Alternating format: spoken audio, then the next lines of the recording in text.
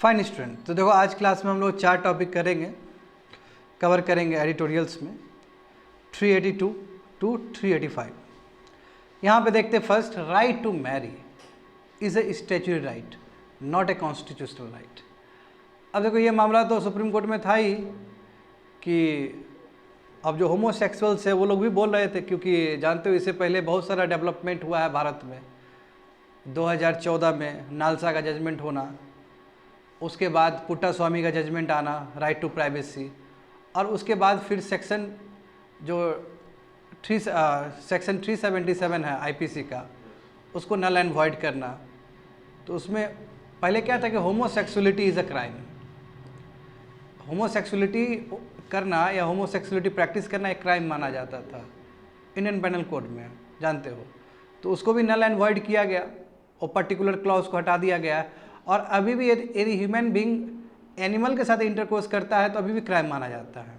तो इसलिए कई लोग कहते हैं कि वो समझे, कई लोग को लगता है कि पूरा क्लॉज को ख़त्म किया। पूरा क्लॉज को ख़त्म नहीं किया है, एक पर्टिकुलर क्लॉज को ख़त्म किया गया है, पर्टिकुलर पार्ट को ख़त्म किया गया है। तो homosexuality is no longer a crime. तो व्हाट अबाउट देयर राइट्स?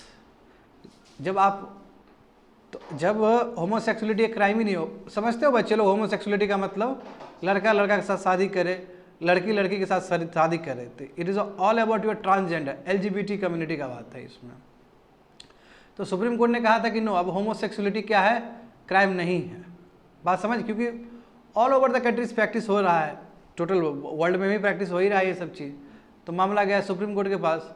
तो सुप्रीम कोर्ट ने इस बार क्लॉक को थोड़ा शिफ्ट करते हुए बोला कि जो राइट टू मैरी है ये आपका कॉन्स्टिट्यूशनल राइट नहीं है, ये फंडामेंटल राइट भी नहीं है, ये स्टैट्यूटरी राइट है, इसलिए ये हमारा डोमेन में नहीं है, ये पार्लियामेंट के ऊपर है। पार्लियामेंट डिसाइड करेगी क्या मिलना चाहिए नहीं मिलना चाहिए।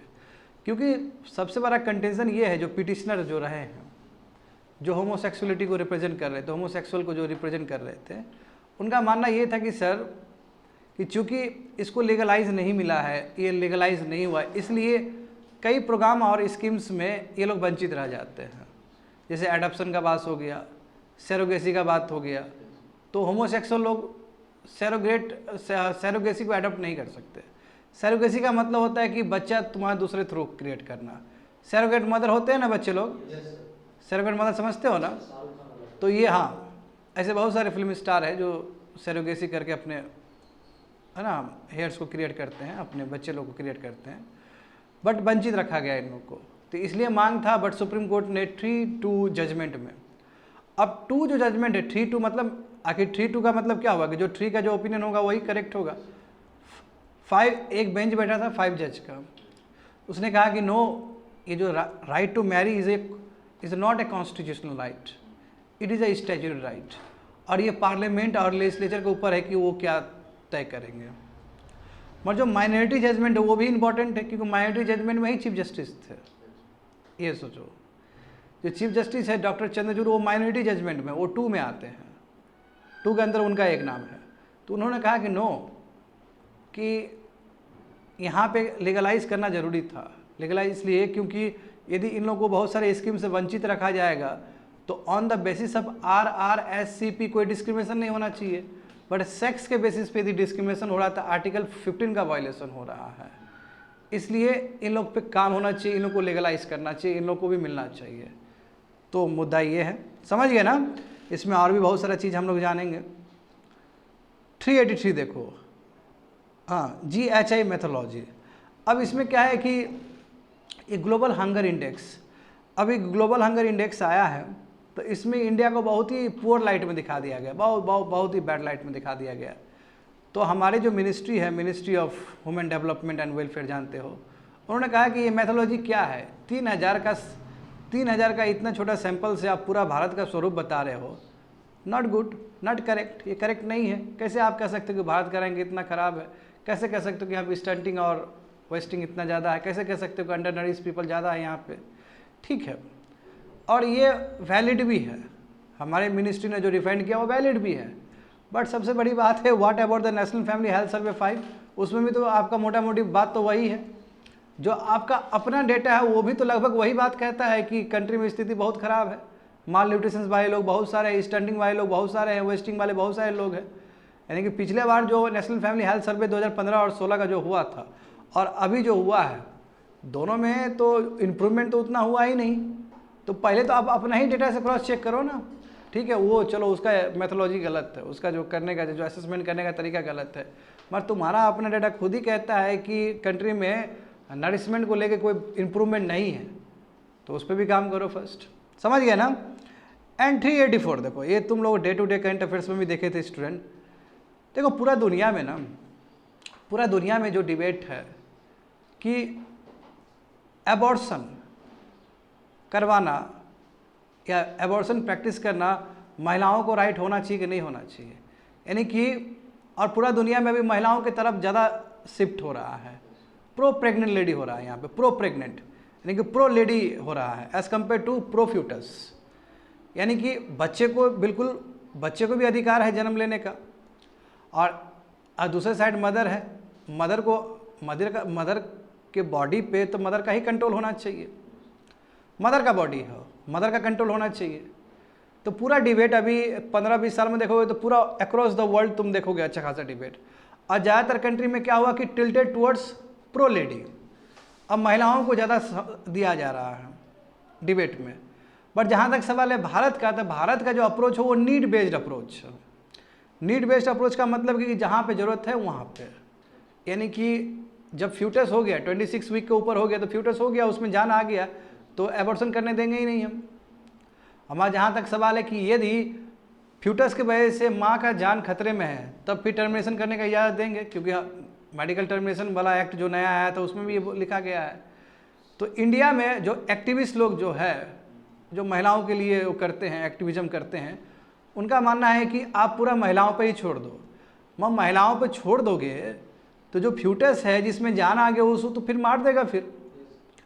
तो यहाँ पे सरकार का जो इंटरफेरेंस वो एक तरह से नीड बेस्ड अप्रोच है कि जहाँ पे ज़रूरत है उसी हिसाब से हम देंगे। कभी माता का इच्छा पूरा करना है तो माता का इच्छा पूरा करेंगे, मदर का।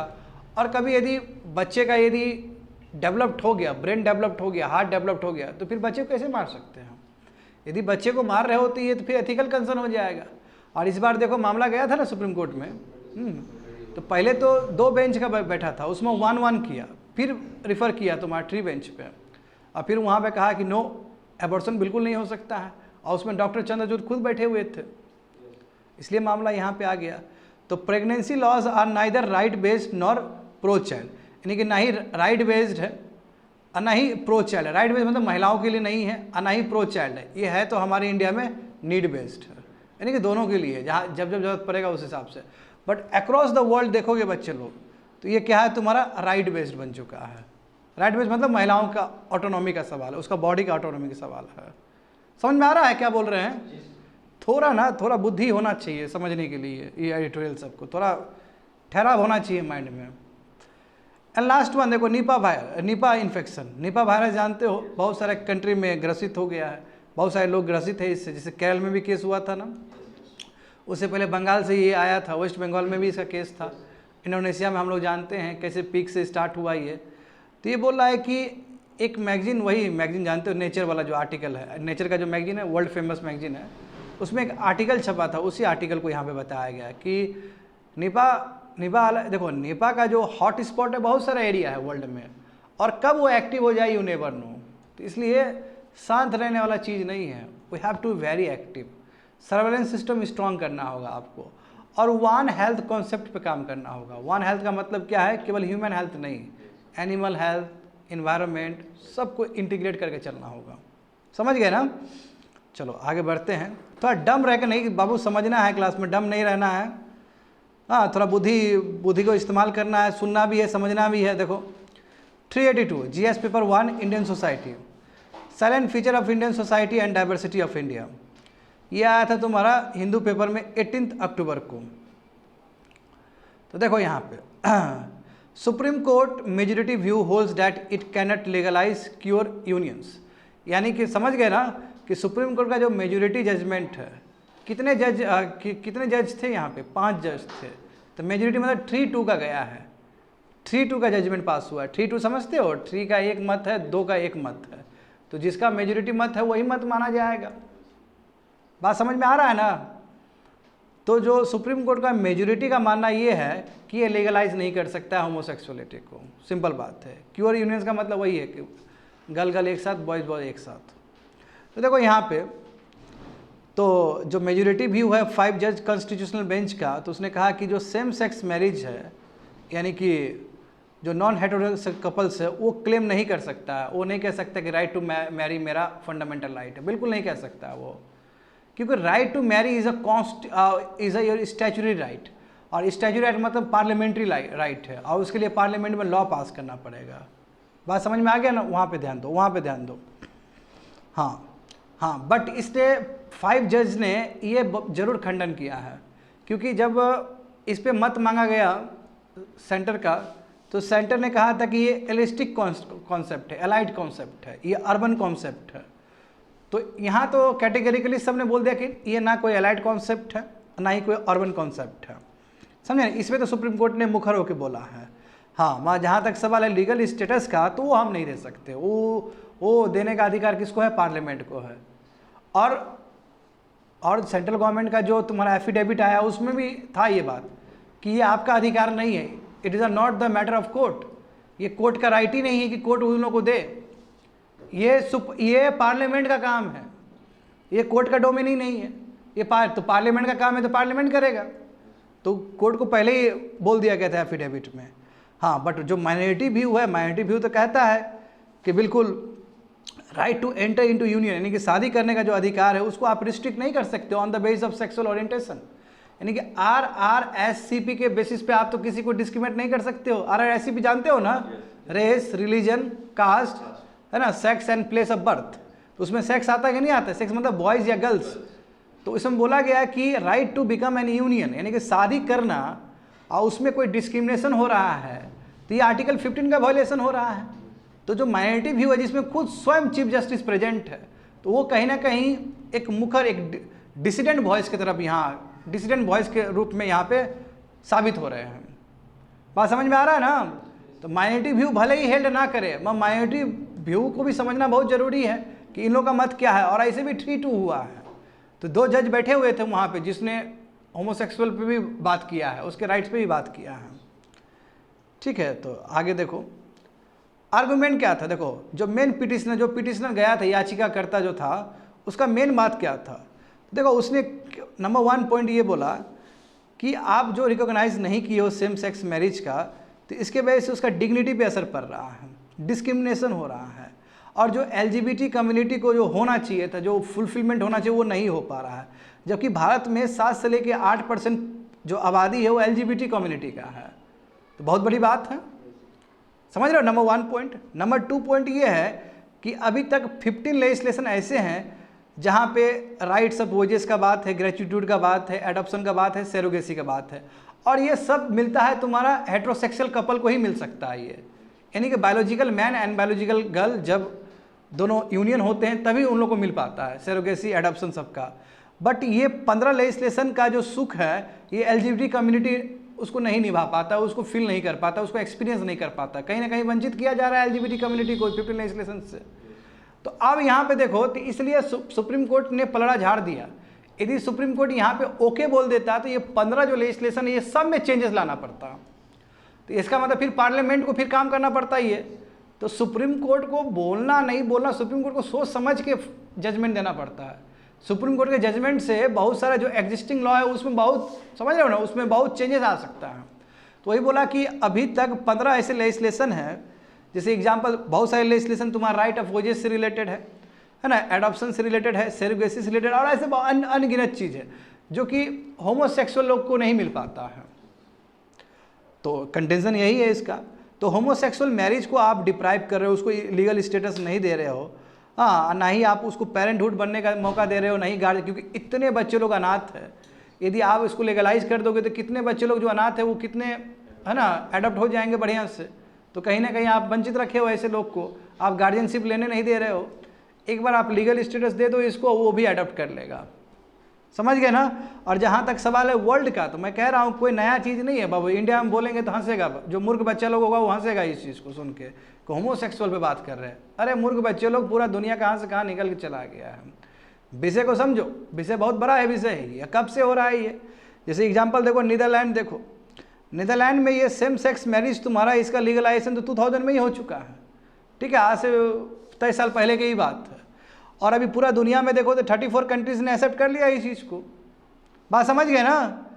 एट प्रेजेंट अभी फिलहाल अभी देखे तो 50 कंट्री से भी ज़्यादा ऐसा कंट्री है जहाँ पे सेम सेक्स कपल को बोला है कि आप चिल्ड्रन अडॉप्ट कर सकते, तो वाई नॉट इंडिया? ये पिटिशनर का कंटेंशन है कि जब इतना ग्लोबल है ना, ग्लोबल चेंजेस हुआ है अबाउट LGBT कम्युनिटी, तो why not in India? India में क्यों नहीं? तो ठीक है, वैलिड ग्राउंड है बोलने का पिटिशनर का। बात समझ में आ रहा है तुम लोग को? आगे देखो, तो पहले समझते हैं कि सेंटर ने अपने एफिडेविट में क्या बोला, क्योंकि सेंटर का भी तो व्यू लिया जाएगा इस पे। तो सेंटर का देखो एफिडेविट क्या है।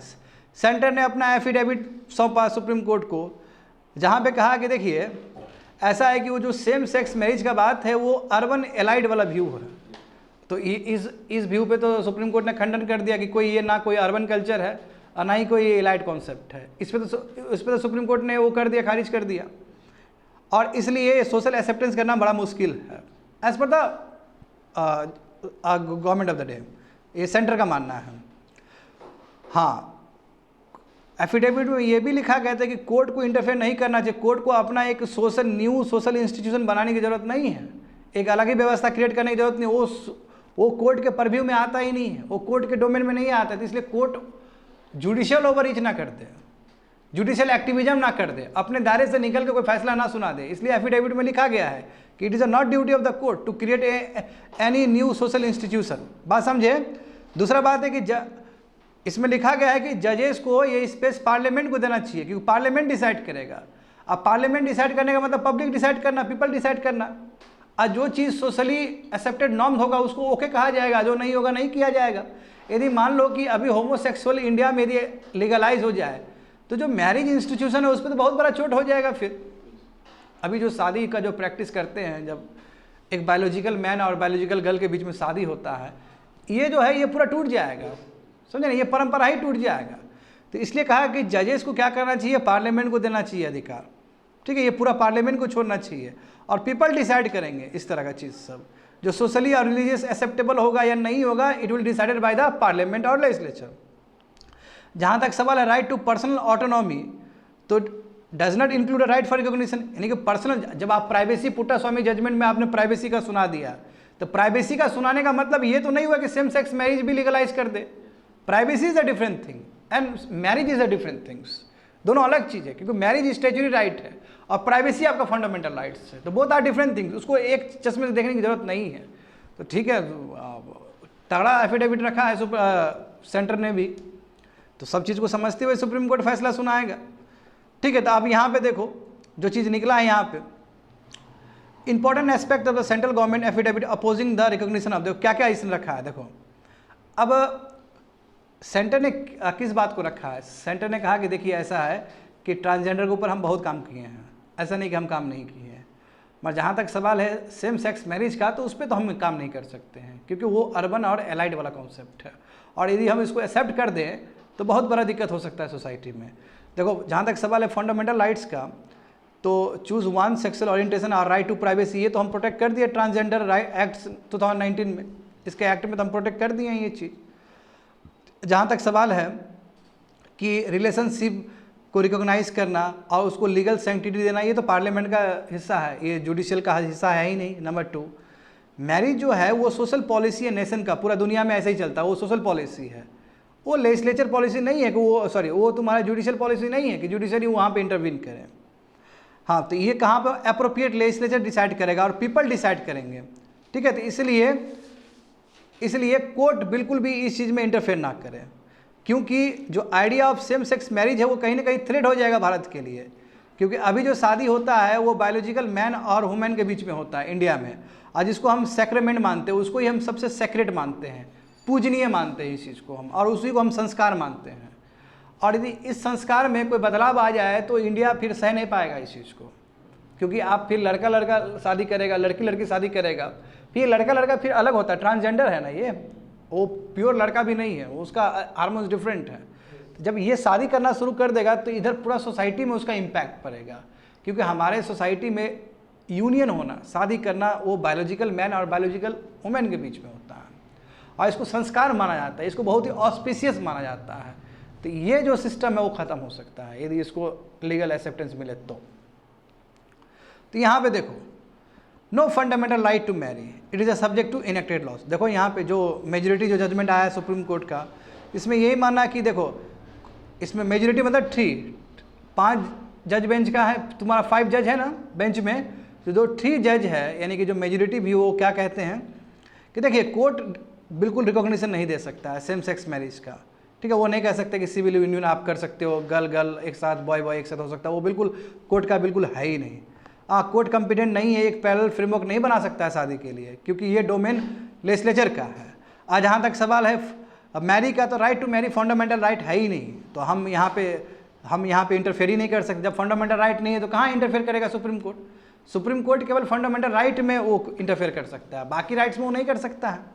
बात समझे? इसलिए, और दूसरी बात है जहाँ तक सवाल है शादी का, तो वो लीगली इन्फोर्सेबल कस्टम्स है, वो कस्टम से आता है, और कस्टम फिर कहाँ से आता है? लेजिस्लेचर से आता है।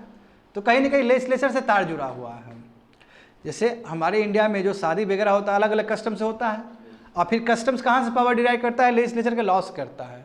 तो उसके लिए लॉ होना चाहिए, तब डिसाइड करेगा। तो लॉ तो है ही नहीं इसके लिए, तो और हम कॉम्पिटेंट भी नहीं है, हम उस डोमेन में जा भी नहीं सकते, समझे। कोर्ट ने कहा है कि जो हाँ बट इस बात पे कोर्ट ने ज़रूर बात किया है, चाहे वो माइनॉरिटी हो चाहे मेजोरिटी हो, दोनों ने ही एक साथ में एक स्वर में बोला है कि हाँ LGBT कम्युनिटी को सोशल एक्सेप्टेंस और रिस्पेक्ट तो जरूर मिलना चाहिए, इसमें कोई शक नहीं है, क्योंकि इन लोगों को बहुत यातना झेलना पड़ता है। तो एक सोशल एक्सेप्टेंस तो मिलना चाहिए और रिस्पेक्ट मिलना चाहिए, बात समझे। But the means to arrive at the end must be legally sound, और इन लोगों को जो सोशल एक्सेप्टेंस मिलना है, रेस्पेक्ट मिलना है, वो भी एकदम लीगली तरीके से मिलना चाहिए, समझे। आगे देखो, the limitation on providing legal status did not prohibit partners from celebrating the commitment to each other in which ever there within the social, यानी बोल रहा है कि हम लीगल स्टेटस नहीं दे सकते हैं, ठीक है, लीगल स्टेटस नहीं दे सकते क्योंकि ये प्रॉब्लम हो सकता है। Apex court judgement decriminalise homosexuality did not automatically extend to claiming. हाँ, अब वो बहुत 5 और 6 नंबर को एक साथ समझो, बहुत इंपॉर्टेंट है। पुट्टास्वामी जजमेंट केस में ये बताया गया राइट टू प्राइवेसी, तो right to privacy is a fundamental right. इसका मतलब ये नहीं कि लीगलाइज हो जाएगा राइट टू मैरिज भी, ये नहीं है। इसका मतलब ये डिड नॉट ऑटोमेटिक, इसका मतलब ये नहीं कि लीगल आपको इंटाइटल मिलेगा या लीगल स्टेटस मिलेगा सेम सेक्स, इसका मतलब ये नहीं है। आपका Puttaswamy judgement case is different and this are different, क्योंकि राइट टू मैरी है, right to marry is your statutory right. तो देखो वही सब चीज़ लिखा गया वहाँ पे भी, नीचे भी। तो बट माइनॉरिटी व्यू भी समझना बहुत ज़रूरी है। चलो मेजॉरिटी व्यू में तो डायरेक्ट मना कर दिया कि हम नहीं देने वाले हैं, बट माइनॉरिटी व्यू यदि ठीक से ऑब्जर्व करोगे, जहाँ पे चीफ जस्टिस स्वयं बैठे हुए थे, तो उन्होंने कहा इस बात को कि अब right to enter into union आप मना कर रहे हो कि आप शादी नहीं कर सकते हो, या आप मना कर रहे हो on the base of sex, that is mean you are violating the article 15 of the constitution. यदि जब आप आर्टिकल 15 को वायलेट करोगे तो फंडामेंटल राइट्स से वायलेट हो रहा है, तब तो हमें आना ही पड़ेगा उस समय।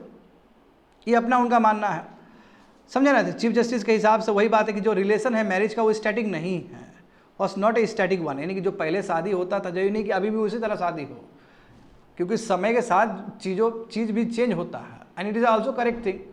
सोसाइटी जो इवॉल्व होता है ना समय के साथ, हाँ, तो इनका ये मानना है चीफ जस्टिस का। तो इसलिए यस, इन लोगों को भी इक्वल राइट और फ्रीडम मिलना चाहिए यूनियन बनने के लिए, यानी कि शादी वगैरह करने के लिए, ठीक है। तो ये बात है। और at the same time heterosexual unions and non heterosexual unions way to, और इनका मानना है कि एक ही कोइन का दूसरा हिस्सा है होमोसेक्सुअल और हेट्रोसेक्सुअल, इसको अलग रूप से नहीं देखा जाए, हाँ, इसमें स्टिग्मा क्रिएट नहीं किया जाए, तो ऐसा मानना है। देखो, equality necessary protection of individual, यानी कि सभी को इक्वल प्रोटेक्शन देना चाहिए, सब लोग अपना फ्रीडम को एक्सरसाइज कर सके, समझे। द बेंच इज, हाँ, ये सवाल रहा। अब बेंच ने दोनों बेंच ने, मतलब चाहे वो माइनॉरिटी हो चाहे मेजॉरिटी हो, दोनों ने एक स्वर में बहुत कुछ बोला है। एक स्वर में क्या बोला है कि देखो ऐसा बात है कि सेम सेक्स कपल जो है वो डिस्क्रिमिनेशन फेस कर रहे हैं इंडिया में, हरासमेंट फेस कर रहे हैं डेली लाइफ में, तो वहाँ पे काम होना चाहिए। और कोर्ट ने ये भी गुजारिश किया है सेंट्रल गवर्नमेंट से कि एक हाई पावर कमेटी बनाइए आप, यूनियन कैबिनेट कमेटी बनाइए आप, ताकि जो जेन्युइन कंसर्न हो रहा है उस कंसर्न पे काम हो सके, उसके ग्रीवेंसेस को लिया जा सके। जहाँ तक सवाल है राशन कार्ड का, सक्सेशन का, मेंटेनेंस का, ओपनिंग है जॉइंट बैंक अकाउंट, जो बेचारे लोगों को नहीं मिल पाता है, और भी बहुत सारे राइट्स है, बेनिफिट्स है एम्प्लॉयमेंट का, वो मिल सके इन लोग को। जब आप बोल रहे हैं कि ट्रांसजेंडर एक्ट आप 2019 ला दिए, तो उसके बावजूद भी तो बहुत सारा डिस्क्रिमिनेशन हो रहा है इन लोग के साथ, और डेली लाइफ में डिस्क्रिमिनेशन हो रहा है। तो उसके लिए आपको एक अलग से कमेटी बनाना चाहिए, वो भी बहुत हाई पावर कमेटी बनाना चाहिए, देखने के लिए कि इन लोगों का जेन्युइन कंसर्न क्या है, जेन्युइन ग्रीवांसेस क्या है। समझ गए स्टूडेंट? तो ऑल द जजेस, देखो यहाँ पे भी जहाँ तक सवाल है स्पेशल मैरिज एक्ट का, अब यहाँ पे बहुत बात उठ रहा था ना कि 1954 वाला जो स्पेशल मैरिज एक्ट है उसके अंदर आप घुसा दीजिए इसको भी, होमोसेक्सुअलिटी। तो सुप्रीम कोर्ट ने यहाँ बोला देखो ये ठीक है, इसमें कोई गड़बड़ी नहीं है, जो स्पेशल मैरिज एक्ट 1954 में कोई गड़बड़ी नहीं है, ये इंटरफेथ के लिए है।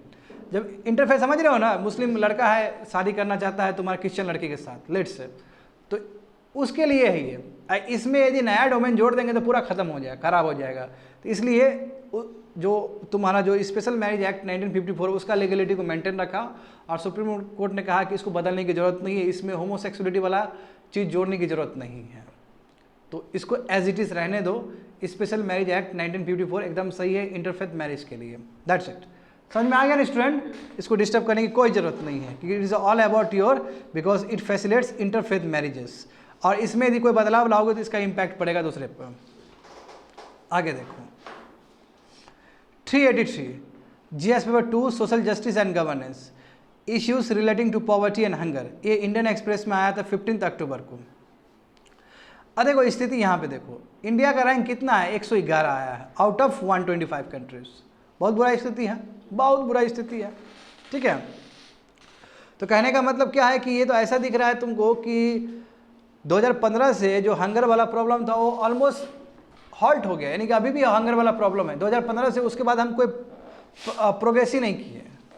और देखो 2015 के बाद बहुत कुछ हुआ है स्टूडेंट। यदि तुम अरब स्प्रिंग देखोगे 2011 का, तो अरब स्प्रिंग जान रहे हो ना, अरब स्प्रिंग जो तुनिशिया से स्टार्ट हुआ, मिडल ईस्ट को अपने चपेट में ले लिया, है ना, और उसमें जानते हो। फिर उसके बाद कोविड आया, कोविड से पहले देखो यमन पूरा बर्बाद हो गया, सीरिया पूरा बर्बाद हो गया, लीबिया में प्रॉब्लम है। तो हंगर तो बढ़ेगा ही बढ़ेगा, यदि कंट्री में जब सरकार यदि अनस्टेबल हो तो हंगर तो ऑटोमेटिकली बढ़ेगा। और अफ्रीकन कंट्री जानते हो कभी भी मिलिट्री कूप हो जाता है स्टूडेंट। अब उसके बाद देखो त्रासदी आया वर्ल्ड में कोविड-19, है ना, और उसके बाद तुम्हारा ये यूक्रेन और रसिया कन्फ्लिक्ट, और उसके बाद क्लाइमेट चेंज। तो ये सब चीज़ देखोगे एकदम बड़ा चश्मा से देखोगे, बड़ा दृष्टिकोण से देखोगे, तो तुमको लगेगा कि सच में ही हंगर जो है, भुखमरी जो है वो बढ़ते चला जा रहा है। और हंगर यदि बढ़ते चला जाएगा तो ये अच्छी चीज़ तो नहीं है पूरा वर्ल्ड के लिए। तो इसलिए यहाँ पे बोला गया कि 2015 के बाद लगभग थम सा गया, और ये ग्लोबल ट्रेंड है, ये केवल इंडिया का ट्रेंड नहीं है, ग्लोबल ट्रेंड है, हंगर बढ़ते ही चला जा रहा है, समझे। बट इंडिया का जो रैंक है इस बार कितना, 111 है। बहुत कम है कि नहीं है बताओ तो, बहुत पीछे है। तो इसलिए सरकार को ठीक नहीं लगा, सरकार ने अपोज किया कि आखिर क्या तुम्हारा मानदंड है, तुमने क्या पैरामीटर को करके तुमने दिया है। पता चला 3000 सैंपल, बताओ 140 करोड़ की जनसंख्या में 3000 तुम सैंपल लेके तुम पूरा पे कर रहे हो, तो गलत बात है ना। Eight the same time national family health survey भी कुछ अच्छा तो नहीं बताता है इंडिया के बारे में, वो तो पूरा एक एक आदमी का सर्वे किया गया है। तो फिर तुम भले ही विदेशी वाला जो है उस सर्वे, उस पर तुम टोक कर सकते हो, मगर तुम्हारा जो अपना जो सर्वे वो भी तो बुरा स्थिति में बताता है कि स्टंटिंग का प्रॉब्लम है, माल न्यूट्रिशन का प्रॉब्लम है, अंडर न्यूट्रिशन है, एनीमिया है, दुनिया भर का प्रॉब्लम है कि नहीं बताओ तो। अफगानिस्तान हो गया, हैती हो गया, और भी 12 जो सब सहारन कंट्रीज़ है वो वर्ड्स परफॉर्म किए इंडिया से। सोचो इंडिया का आप कंपेरिजन इन लोग से हो रहा है, तो ये भी अपने आप में गजब बात है। जहाँ तक सवाल है इंडिया का रैंकिंग का देखो तो 28.7 पॉइंट मिला है आउट ऑफ 100 स्केल। 0 का मतलब बेस्ट स्कोर, यानी कि कोई हंगरी नहीं है। 100 का मतलब सबसे वर्स्ट, यानी कि जितना संख्या बढ़ते जाएगा 28 से 30 होगा तो यानी कि उतना ही वर्स्ट होते चले जाएंगे हम। आज जितना कम संख्या मिलेगा आपको, 0, 1 मिलेगा, उतना आप बेटर हो। समझ गए ना। जो कैटेगरी है भारत का वो पूरा सीरियस कैटेगरी है कि यानी कि बहुत सारे लोग यहाँ पे भुखमरी का सामना कर रहे हैं। और इसमें क्या होता है, क्या क्या मानदंड होता है, इसमें 4 इंडिकेटर्स होता है स्टूडेंट। इसको बोलते हैं multi dimensional nature of hunger, यानी कि खाली हंगर में मल्टी डायमेंशनल ऐड कर रहे हैं, इनका और भी बहुत सारी चीज़ ऐड करते हैं। जैसे इसमें हम अंडर नरिशमेंट ऐड करते हैं, चाइल्ड स्टंटिंग वेट ऐड करते हैं, चाइल्ड वेस्टिंग ऐड करते हैं, और चाइल्ड मोर्टेलिटी भी करते हैं। अभी थोड़ी देर में बताएंगे इसका मीनिंग क्या होता है और कितना कितना वेटेज दिया जाता है, तो थोड़ी देर में बात करेंगे हम लोग। तो समझते हैं कि what do you understand by hunger, hunger का मतलब क्या है। यदि पॉपुलेशन यदि पॉपुलेशन यदि ठीक से खाना नहीं खा पाए, यानी कि मिनिमम जो एनर्जी रिक्वायरमेंट है आपका डेली एक्टिविटी के लिए, लेट से आपको इतना एनर्जी रिक्वायरमेंट है और वो आप ले ही नहीं पा रहे हो, वो एनर्जी कहाँ से आएगा? फूड से आएगा, और उतना आप फूड ले ही नहीं पा रहे तो इसका मतलब हंगर कैटेगरी में हो। तो क्लियर टर्म में यदि आप जो फूड कंज्यूम नहीं कर पा रहे हो, जिसके वजह से जो मिनिमम डाइटरी एनर्जी आपको चाहिए, और यदि ऐसा नहीं कर पा रहे इसका मतलब हंगर हो, क्योंकि आपको मिनिमम डाइटरी चाहिए होता है नॉर्मल, एक्टिव और हेल्दी लाइफ के लिए, but you are unable to have food. आपके पास उतना फूड ही नहीं है। अब रीज़न कुछ भी हो सकता है, सोशल रीज़न हो सकता है या इकोनॉमिक रीज़न हो सकता है, या आपका जो प्रैक्टिस है वही गलत है, खा तो रहे हो मगर बॉडी में जा ही नहीं रहा है न्यूट्रिएंट्स। होता नहीं स्टूडेंट, ओवर न्यूट्रिशन होता है कि नहीं होता है? खा तो रहे हो मगर डोमिनोज का पिज़्ज़ा खा रहे हो, खा तो रहे हो मगर समोसा खा रहे हो, तो प्रॉब्लम हो सकता है। तो जो फूड एग्रीकल्चर ऑर्गेनाइजेशन जो यूनाइटेड नेशंस का है, उसका मानना है कि कितना होना चाहिए? 1800 कैलोरी होना चाहिए। बट हमारा भारत का ICMR का है, ICMR का मानना है कि 2400 कैलोरी होना चाहिए रूरल एरियाज़ के लिए और 2100 कैलोरी होना चाहिए अर्बन एरियाज़ के लिए। मैं पहले भी पढ़ा चुका हूँ बच्चे लोग, है ना, तो हम अपना ही लेते हैं। जहाँ तक सवाल है कि किसने ये तैयार किया, ये GHI, तो इसमें 2 संस्था हैं। एक संस्था तुम्हारा वर्ल्ड हंगर हेल्प है, हाँ, ये German politically independent non profit and non governmental aid agency है, ये जर्मनी का है। दूसरा है तुम्हारा कंसर्न वर्ल्ड, ये आयरलैंड का largest aid and humanitarian agency है। समझ गए? तो ये दोनों संस्था मिलके GHI निकालती है। ये पूछता है सिविल सर्विस में, समझे ना, कि कौन तुम्हारा इंडेक्स कौन निकालता है, तो ये पूछ सकता है तुमको कि GHI कौन निकालता है, तो world hunger help plus concern world wide. अब यहाँ पे देखते हैं, अब तुम पहले ये फिगर देख लो, 2000 में ग्लोबल GHI में बोल रहा हूँ, पूरा दुनिया का बता रहा हूँ, तो कितना था? 28 था ओवरऑल था। ये घट के 2023 में लगभग 10 घट गया है। तो हम कहें कि वर्ल्ड वाइड 2000 से लेकर 2023 तो बहुत बढ़िया काम हुआ है, नहीं, लगभग 10 पॉइंट घटा है वर्ल्ड वाइड, ये ग्लोबल ट्रेंड है। मगर बच्चे लोग क्लोजली देखोगे 2015 से लेकर 2023 तक का देखोगे तो तुमको लगेगा कि कुछ हुआ ही नहीं है। 19.1 था, ये देखो ना 8 साल में, उधर देखो वहाँ पे 2015 से लेकर 2023 तक का देखोगे तो 19.1 से लेकर 18.3, मात्र 0.8% है, 0.8। तो कोई बहुत बड़ा 8 साल में कोई बहुत बड़ा वो नहीं हुआ, चेंजेस नहीं हुआ है हंगर में। बात समझे? इसका मेन रीज़न क्या है मैं बता चुका हूँ। मैंने जो भाई कोविड-19 है, झगड़ा उगड़ा है, क्लाइमेट चेंज है, ये सभी रीज़न है। अब कैसे वेटेज दिया जाता है? वेटेज समझोगे ना कि GHI निकलता कैसे है? देखो 1/3, 1/3, 1/3, तीनों को जोड़ दोगे तो 1 हो जाएगा ना 100%। तो 1/3 वेटेज दिया जाता है percentage of under nourished overall population लिया जाता है, टोटल पॉपुलेशन लिया जाता है। यानी कि इंडिया में 140 करोड़ है तो 140 करोड़ ही लिया जाएगा, उसका वेटेज कितना दिया जाएगा? 1/3। इसमें देखा जाए कि 140 करोड़ में कितने लोग हमारे क्या है? अंडर नरिश्ड है। अंडर नरिश्ड समझ रहे हो ना? हाँ, जो कुपोषण का शिकार है, जिसको खाना नहीं मिल पा रहा ठीक से। बात समझ गए ना? नंबर 1/3 वेटेज समझ गए ना? ये जनरल पॉपुलेशन, टोटल पॉपुलेशन को लेते हैं। दूसरा जो 1/3 वेटेज है वो दिया जाता है तुम्हारा चिल्ड्रन अंडर 5 ईयर्स, क्योंकि आखिर वही बच्चे लोग बड़े होंगे जाके।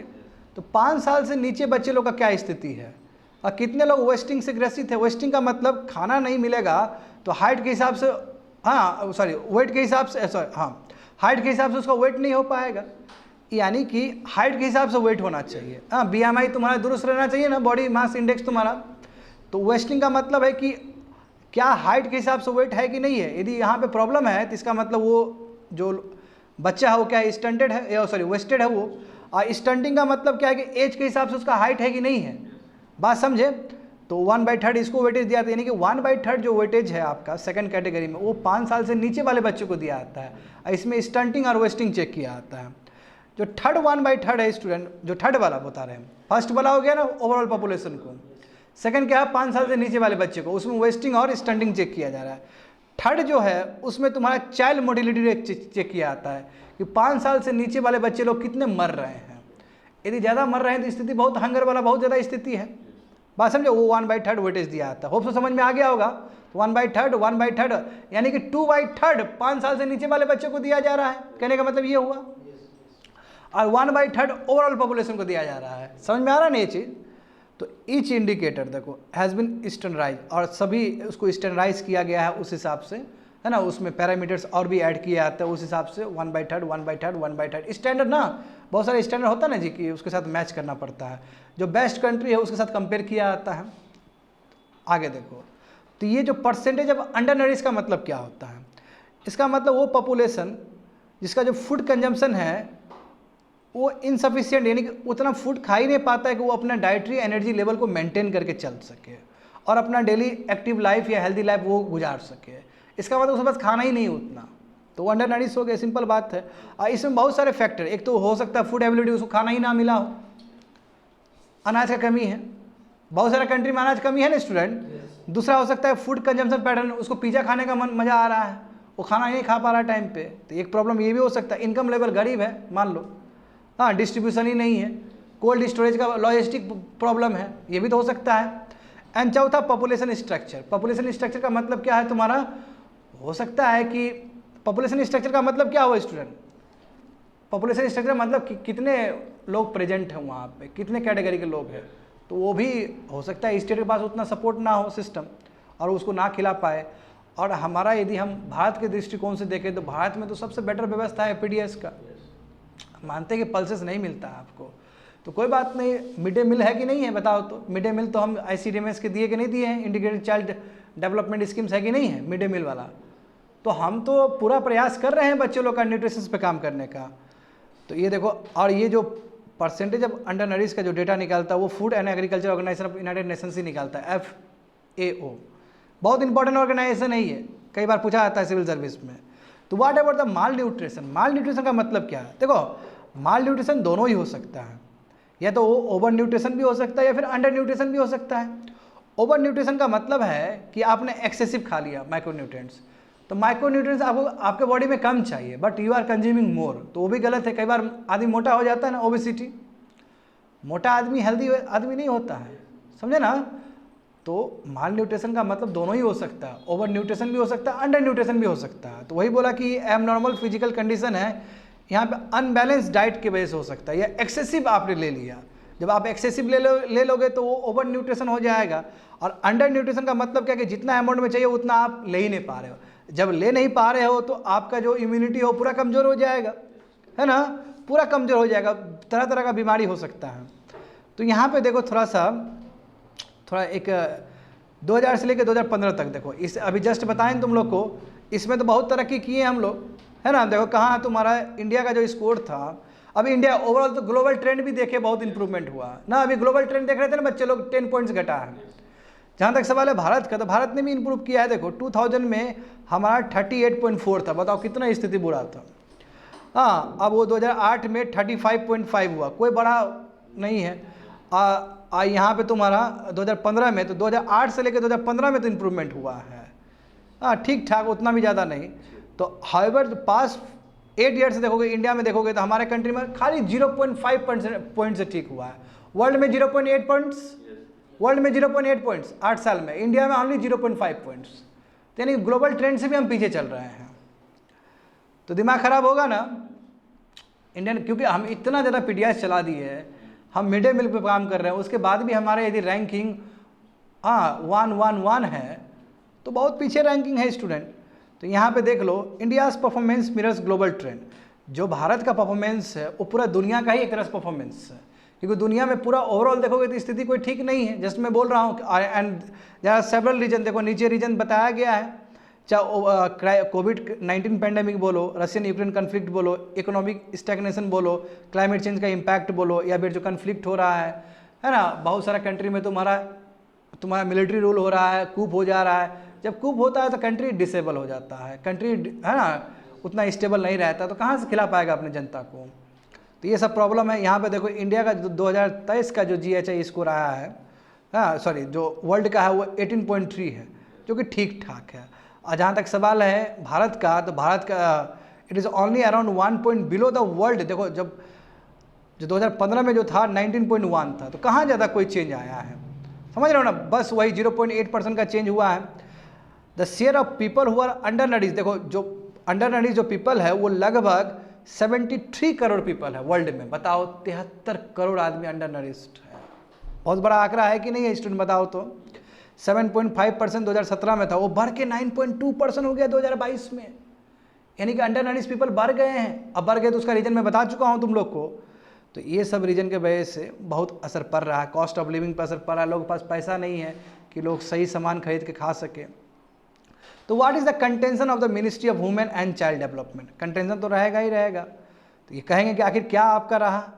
अब गवर्नमेंट बोल रहा है कि जस्ट सैंपल साइज 3000 का है, बस 8 सवाल पूछ रहे हो और उसके बेसिस पे पूरा इंडिया का तुम बता रहे हो, तो गलत बात है।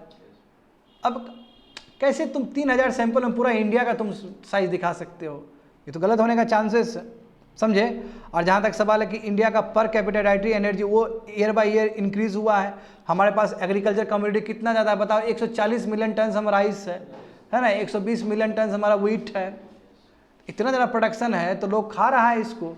तुम कैसे 3000 के सैंपल में पूरा इंडिया का दिखा सकते हो? But at the same time तुमको ये भी समझना होगा कि नेशनल फैमिली हेल्थ सर्वे भी हमारा है, उसमें भी स्थिति बहुत खस्ता ही दिखाया गया है रिगार्डिंग स्टंटिंग, वेस्टिंग सब, एनीमिया सब, अंडर नरिशमेंट सब। तो हम अपने डेटा को नहीं भूले, कम से कम हमारा भी डेटा कोई अच्छा नहीं बताता है, समझ गए ना। उसको काउंटर करने के लिए बोल रहे हैं, इसमें दिया नहीं गया है, हेडलाइंस में केवल दिया गया था। देखो कंप्लीट, यहाँ पे देखो GS पेपर 2 384 पढ़ रहे स्टूडेंट।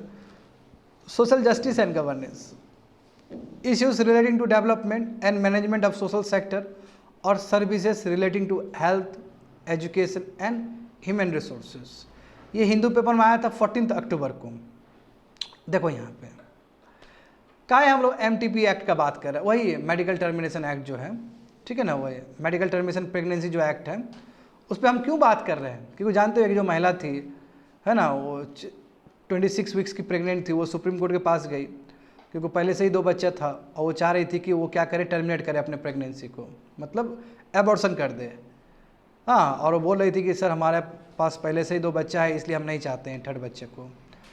तो दो जज थे, उन्होंने अपना अपना ओपिनियन दिया, तो डिफरेंट व्यू हुआ। तो फिर लार्जर बेंच बैठाया गया, 3 बेंच, और फिर 3 बेंच ने कहा कि नो। उसमें खुद डॉक्टर चंद्रचूड़ थे, देखो लास्ट में मैटर, वही मैटर लार्जर बेंच को हेड किया, लार्जर बेंच को दिया गया, जिसमें खुद स्वयं चीफ जस्टिस थे। तो उन्होंने कहा नो, कि प्रो चॉइस, इसमें बोला गया ना कि pro life versus pro choice debate, और pro life versus pro choice debate में चीफ जस्टिस ने कहा कि नो, अनबॉर्न चाइल्ड को हम फेवर करते हैं, क्योंकि ये 26 वीक हो चुका है और तुमको कोई कॉम्प्लिकेशंस भी नहीं है, क्योंकि डॉक्टर जब चेक किए तो हार्ट बीट चल रहा था बच्चे का, वो हार्ट डेवलप्ड हो चुका है, ब्रेन डेवलप्ड हो चुका है। और ऐसी स्थिति में यदि बच्चे को मार देते हो तो ये किलिंग होगा, ये अनएथिकल होगा। जानते हो, हमेशा बताएं उन्हें अप्लाइड एथिक्स में, बायो एथिक्स, एबॉर्शन, इथोनेसिया, हर समय ही एथिकल कंसर्न रहता है। बताए थे, पढ़ाए थे क्लास में, बिल्कुल। तो जो समझदार बच्चा रहेगा वो ऐड कर देगा ये वाला भी इशू जाकर वहाँ पे, सुप्रीम कोर्ट का जजमेंट अप्लाइड एथिक्स में जाकर लिख देगा उसमें। इसलिए बोलते हैं स्पेस छोड़ के रखना वहाँ पे एथिक्स पेपर में ऑलवेज। और इसको किस तरह जोड़ना है वो तुम्हारे ऊपर है कि how you are going to add the points in that notes. बात समझ गए ना। तो इसलिए 3 जज बेंच ने कहा कि नो, अनबॉर्न चाइल्ड को हम फेवर करते हैं, और जो प्रेग्नेंट वुमेन का जो रिक्वेस्ट है उसको हम रिजेक्ट करते हैं, एबॉर्शन बिल्कुल नहीं होगा। बात समझे। अब यहाँ समझते हैं कि यदि इस तरह का एबॉर्शन हो, मिसकैरेज हो, मिसकैरेज समझते हो ना, हाँ, यदि मिसकैरेज का मतलब वही एबॉर्शन करना ही हुआ, यदि गलत तरीके से हो तो कानूनी अपराध है ये, है ना। 3 इयर्स तक के लिए जेल टर्म हो सकता है, प्रेग्नेंट लेडी को भी हो सकता है ना, और जो स्टेक होल्डर है साथ में, हो सकता है कि वो मेडिकल प्रैक्टिशनर हो, डॉक्टर सब हो, तो डॉक्टर को भी कारावास हो सकता है। बट सब्जेक्ट टू MPT, जो तुम्हारा मेडिकल टर्मिनेशन प्रेगनेंसी वाला जो एक्ट है वो उसके सब्जेक्ट में हो, क्योंकि उसमें बोला गया कि 24 वीक से पहले आप टर्मिनेशन कर सकते हो। तो ये IPC में, इंडियन पेनल कोड में क्या लिखा गया है, यदि कोई महिला वॉलेंट्रीली अपने मन से, है ना, मिसकैरेज कर रही है तो ऑफेंस माना जाएगा, इसको कानूनी अपराध माना जाएगा, और 3 साल के लिए कारावास हो सकता है, फाइन भी हो सकता है, ये दोनों हो सकता है स्टूडेंट। हाँ, बट यदि ऐसा बात हो कि आप कर रहे हो, मिसकैरेज कर रहे हो, या आप एबॉर्शन कर रहे हो, इसलिए कर रहे हो ताकि आप माता का जीवन बचा सको, लाइफ बचा सको, तो उस केस में आप कर सकते हो। मूवी में दिखता है ना कि दोनों में किसको जान बचाना है, दिया आता है ना मूवी सब में। ये पूछने वाला सवाल है, माता को बचाओ नहीं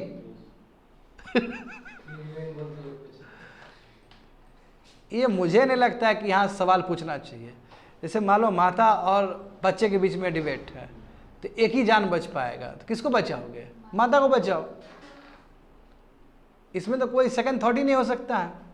हमको लगता है डॉक्टर फॉर्मेलिटी के लिए पूछता है, और यदि कोई यहाँ बोल दे कि माता को छोड़ दो बच्चे को बचाओ, तो सोचो कैसा आदमी होगा वो। वेरी बैड ना।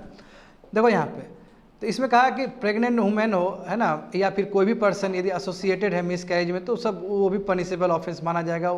उसको भी आईपीसी के हिसाब से 3 साल का कारावास हो सकता है। सेकंड में ये बताया गया।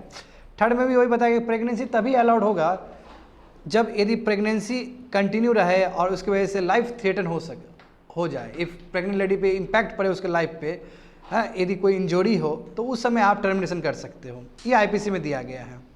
वही देखो चौथा पॉइंट भी सेम है कि यदि प्रेग्नेंट महिला है और यदि प्रेगनेंसी आगे बढ़े तो हो सकता है यदि लाइफ पे यदि खतरा है तो उस समय आप टर्मिनेट कर सकते हो, बट एक्सेप्शनल केस होना चाहिए वो, समझे। तो ये सब चीज़ सेम चीज़ लिखा गया है स्टूडेंट। हाँ, लास्ट पॉइंट देखो, 6th पॉइंट देखो, यदि चाइल्ड जो बच्चा होने वाला है वो सीरियस फिजिकल और मेंटल एबनॉर्मलिटी के साथ जन्म लेने वाला है तो उस समय termination you can do it, क्योंकि वो बच्चा आगे भी डिसेबल ही रहेगा, ठीक है, उस केस में कर सकते हो आप, ठीक है, समझ। और जो जेस्टेशन पीरियड होता है, जैसे बच्चे कब पूरा ह्यूमन जेस्टेशन क्या 40 वीक्स 40 × 7 करोगे कितना हो जाएगा 28, लगभग तुम्हारा 9 मंथ के आसपास। हाँ, 9 मंथ के आसपास हो जाएगा, समझे। 40 वीक्स होता है। अब ये समझते हो, ये इंपॉर्टेंट है अभी वाला जो एक्ट है, medical termination of pregnancy amendment act. पहले था ये, फिर अमेंडमेंट किया गया है। Very important, MTP, very important है ये, medical termination of pregnancy act 2021। इसमें क्या कहा गया है देखो समझो, क्योंकि आईपीसी में तो ठीक है 3 साल का कारावास होगा, बट सब्जेक्ट टू MTP। यदि MTP आप फॉलो कर रहे हो तो आपको नहीं होगा, आईपीसी का धारा नहीं लगेगा आप पे। तो MTP क्या है, MTP के हिसाब से कहा जाता है स्टूडेंट, यानी कि MTP मतलब मैं बोल रहा हूँ medical termination of pregnancy act के हिसाब से, termination of pregnancy is allowed up to 20 weeks.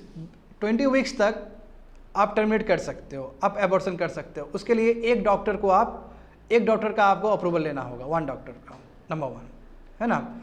यदि 20 वीक्स से ज़्यादा है स्टूडेंट तो 2 डॉक्टर का लेना पड़ेगा। 20 वीक्स टू 24 वीक्स आपको 2 डॉक्टर का परमिशन लेना होगा। हाँ, इसमें और भी कैटेगरी को ऐड कर दिए गए हैं, जैसे मान लो कि सेक्सुअल असल्ट हुआ है, किसी के साथ रेप हुआ है, कोई माइनर है, यानी कि 15 साल का ही बच्चे के साथ बच्चा का यदि शादी हो गया और समझ रहे हो ना, और बच्चा हो गया तो उस समय एबॉर्शन किया जा सकता है। तो ये स्पेशल कैटेगरी ऐड कर दिया गया है, समझ गए ना। हाँ, तो और भी ग्राउंड्स हो सकते हैं, बाद में और भी ऐड किया गया है। 2022 में देखो सुप्रीम कोर्ट ने बहुत ही खास जजमेंट दिया है कि यदि अनमैरिड है और कोई सिंगल वुमेन है, शादी नहीं हुआ, में बच्चा हो गया लेट से, तो वो भी 20 to 24 वीक्स के अंदर क्या कर सकते हैं, एबॉर्शन कर सकते हैं। ये नया कैटेगरी ऐड किया गया है, समझ रहे हो ना, सितंबर 2022 में, पिछले साल, ठीक है, 1 साल पहले ऐड किया गया है उसमें। क्योंकि पहले जो ओरिजिनल 2021 का देखोगे तो उसमें क्या था, केवल रेप हो गया, इंसिस्ट हो गया, माइनर्स हो गया, या 20 to 24 वीक्स में जो हेट्रोसेक्सुअल जो होंगे, जो नॉर्मल कपल होंगे, उसके लिए भी था। बट यहाँ पे सिंगल और अनमैरिड वुमेन को भी ऐड कर दिया गया है। वेरी इंपॉर्टेंट चीज़, बात समझे, क्योंकि उसको भी पूरा अधिकार दिया गया। जैसे तुम्हारा काउंटर पार्ट है ना, कपल को दिया जाता है, उसको भी उतना ही अधिकार मिला, क्योंकि मामला वहाँ तक पहुँचा। क्योंकि अब लोग लिविंग रिलेशन में रहते हैं कई लोग, है ना, तो इस तरह के, इसलिए सबको मिलना चाहिए, इसलिए सुप्रीम कोर्ट ने वहाँ पे दे दिया। हाँ, अब ये देखो बहुत इंपॉर्टेंट, यदि 24 वीक्स क्रॉस हो गया तो उसके बाद देखो टर्मिनेशन तभी पॉसिबल है जब फीटल एबनॉर्मलिटी हो, यानी कि फीटल में कुछ प्रॉब्लम हो, बच्चे में कुछ प्रॉब्लम हो, वही हो सकता है वो प्रॉब्लम ब्रेन का प्रॉब्लम, कुछ भी प्रॉब्लम हो सकता है, डिसेबिलिटी हो, तब आप कर सकते हो। और ये भी डिसाइड करेगा मेडिकल बोर्ड, और हर स्टेट को एक मेडिकल बोर्ड इस तरह का बैठाना होगा, ये रूल है। बात समझ गए स्टूडेंट। तो ग्लोबली द ट्रेंड देखो, पूरा दुनिया में देखो तो ट्रेंड तो प्रेग्नेंट वुमेन की तरफ ज़्यादा है, जो राइट्स है बताए थे ना स्टूडेंट, प्रेग्नेंट वुमेन की तरफ ज़्यादा ट्रेंड है। मैं इंडिया में क्या है, नीड बेस्ड अप्रोच, वर्ल्ड में क्या है, राइट बेस्ड अप्रोच। तो ग्लोबली देखो ट्रेंड पूरी तरीके से महिलाओं की तरफ आ गया कि एबॉर्शन लॉज जो पूरा लिबरलाइज कर दिया गया है, समझ गए ना। अब 1990s में देखो, 1990s से देखो लगभग 16 कंट्रीज ऐसे वर्ल्ड में है जो कि तुम्हारा एबॉर्शन लॉ बना दिए हैं, ठीक है, एबॉर्शन अब लीगल माना जाएगा। ओनली 4 कंट्रीज है जहाँ पे, है ना, लीगल ग्राउंड्स ने एबॉर्शन को लीगल नहीं माना गया। जैसे यूएस हो गया, यूएस में लीगल नहीं माना गया एबॉर्शन को, एल सल्वाडोर हो गया, निकरागुआ हो गया, पोलैंड हो गया, यहाँ पे एबॉर्शन करना मनाही है, क्योंकि जानते हो वहाँ का जो चर्च है वो मना कर देगा। फिर अर्जेंटीना भी है उसमें, जानते हो। Most notably US supreme court eliminated the constitutional right to abortion in 2022। बताओ, एबॉर्शन जो राइट था वहाँ पे, कॉन्स्टिट्यूशनल राइट था, उसको हटा दिया कोर्ट ने, वहाँ पे बोला कि एबॉर्शन नहीं कर सकते हो। तो सो कॉल्ड सबसे जो डेवलप्ड कंट्री है, देखते हो कितना वर्ल्ड डिवाइडेड है इस पे। सो कॉल्ड सबसे जो मोस्ट एडवांस कंट्री है वर्ल्ड का, यूनाइटेड स्टेट्स, वो खुद नो टू एबॉर्शन कर रहा है, यानी कि एबॉर्शन नहीं होना चाहिए। तो यही तो मैं बोल रहा हूँ, यही नहीं कि हर कंट्री फॉलो करे तो वही सही चीज़ है, क्योंकि आपका सोशल नॉर्म्स क्या है वो भी काफ़ी हद तक फॉलो करना पड़ता है आपको।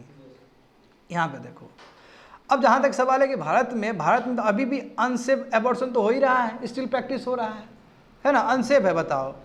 तो वही बोला कि अभी भी हो रहा है तुम्हारा, close to 8 women die every day. बताओ, भारत में लगभग है ना 8 महिलाएं रोज मर रही है because of unsafe abortion. Underground abortion कर लेता है लोग, है ना, पुलिस से बचने के लिए, और उसमें मान लो कि अनसेफ कर रहा है तो जो मेडिकल टूल चाहिए, जो अरेंजमेंट चाहिए, वो नहीं हो पाता है, इसलिए बहुत सारे महिला अपना लाइफ लूज कर रही है।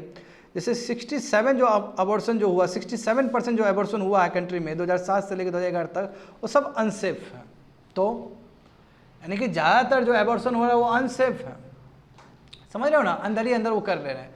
तो अनसेफ होगा तो समझ रहे हो ना, डॉक्टर लोग थोड़ा पैसा वैसा ले लेंगे और गलत तरीके से वो एबॉर्शन कर देगा, फिर और उसका फिर जो इफेक्ट है मदर के साथ फिर लॉन्ग लाइफ रहेगा, उसका इफेक्ट इम्पैक्ट रहता है कि नहीं। एबॉर्शन देखो, एबॉर्शन करने से पूरा शरीर ही खत्म हो जाता है, बॉडी पूरा खत्म हो जाता है। एबॉर्शन कर रहे हो तो बॉडी का एक हिस्सा तुम लगभग निकाल दे रहे हो, बॉडी बहुत कमज़ोर हो जाता है एबॉर्शन के बाद। फिर एबॉर्शन के बाद ना बॉडी में जान आने में बहुत समय लगता है स्टूडेंट, 2 साल 3 साल टाइम लगता है बॉडी को रिकवर होने में, इसलिए abortion is a very unhealthy practice. What is the human right activities क्या बोल रहे हैं कि जब आर्टिकल 21 में डिग्निटी का बात है, हाँ, रिप्रोडक्टिव ऑटोनॉमी का बात है कि हमको अधिकार हम बच्चा रखें या नहीं रखें, जब आर्टिकल 21 में अधिकार है तो पूरा महिलाओं को दे देना चाहिए। ये हमको रखना है तो हम रखेंगे, या नहीं रखना है तो नहीं रखेंगे। मैं इंडिया नहीं दे सकती है, यदि इंडिया दे देंगे तो जानते हो फिर बच्चे का क्या होगा, फिर तो फिर जानते हो वो भी, और हमारा ट्रैक रिकॉर्ड भी बहुत ख़राब है ना, फीमेल इन्फेंटिसाइड्स में जानते हो अभी मुझे लगता है अभी भी बहुत सारी जगह पे फीमेल इन्फेंटिसाइड होता होगा, हाँ अभी भी स्टिल होता है। तो बताओ कितना बैड है। तो तब तो गवर्नमेंट को तो इंटरफेयर करना ही पड़ेगा स्टूडेंट वहाँ पे। तो देखो, तो यही मानना है इन लोग का, फीमेल एक्टिविस्ट का। हम नहीं मानते हैं इस चीज़ को, यदि हम मान गए तो जानते हो पूरा समीकरण बदल जाएगा। That's it, complete. आगे देखो 385 GS paper 2 social justice and governance, issues relating to development and management of social sector और services relating to health, education and human resources. ये हिंदू पेपर में आया था 14 सितंबर को। निपा इन्फेक्शन पॉसिबल, देखो यही तुम्हारा ये जो नेचर जो मैगजीन है, बहुत ही प्रतिष्ठित मैगजीन है वर्ल्ड का, उसमें एक आर्टिकल छपा है। देखो इसमें बताया कि बहुत सारा कंट्री जो है वो निपा का हॉट स्पॉट रहा है और कभी भी रिवाइव कर सकता है वो, मतलब कहीं ना कहीं वहाँ पे पहले रहे हैं निपा वायरस, वहाँ फ्लरिश किए हैं, अभी भले ही नहीं है बट वो कभी रहा है, तो ये कभी भी रिवाइव कर सकता है। इसलिए सर्वेलेंस सिस्टम बहुत स्ट्रांग होना चाहिए।